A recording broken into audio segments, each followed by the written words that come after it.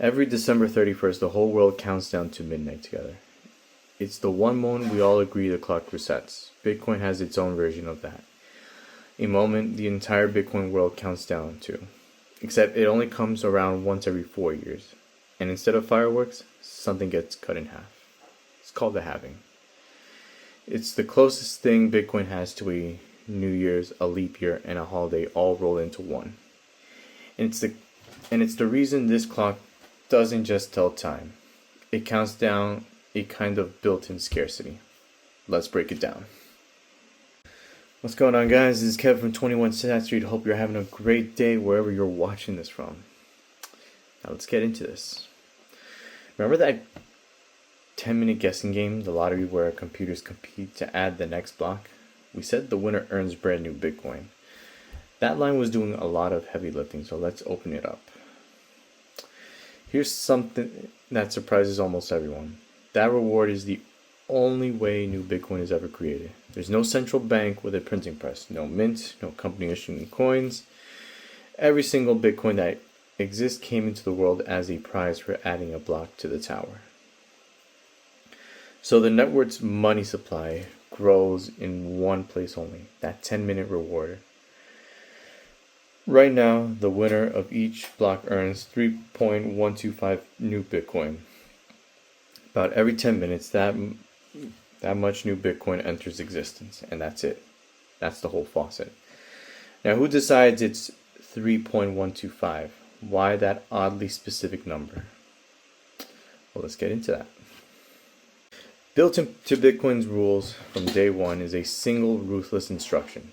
Every 210,000 blocks, which at 10 minutes a block works out to roughly 4 years, the reward is cut exactly in half, automatically, forever. No vote, no announcement, no exceptions. Let's actually watch what happens. So, as you can see here, we have 2009. Bitcoin begins. Reward is 50 Bitcoin per block. Then we fast forward to 2012.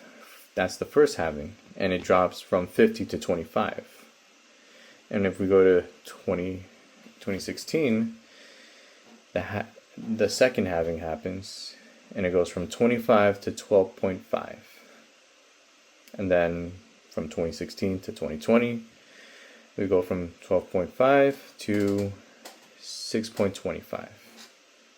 And then 4 years later, 2024, which is the most recent one, at block 840,000, the reward becomes 3.125, which that's where we are today. So we've had about 5 halvings. You want to count the current one that have happened, and the next one's somewhere around 2028, which is not too far. And it will cut down from 3.125 Bitcoin to 1.56. And then from there, 0.78 and on and on. Halving after halving, the faucet drips slower and slower. This is the moment the whole Bitcoin world watches. People throw halving parties, there are live countdowns because in one block, the rate of new supply gets sliced in half. The single most dramatic schedule event on the entire time chain.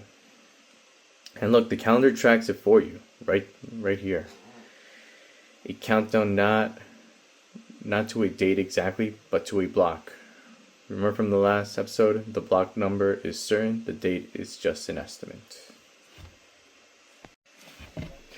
So here's the bigger picture, and the part I find genuinely wild.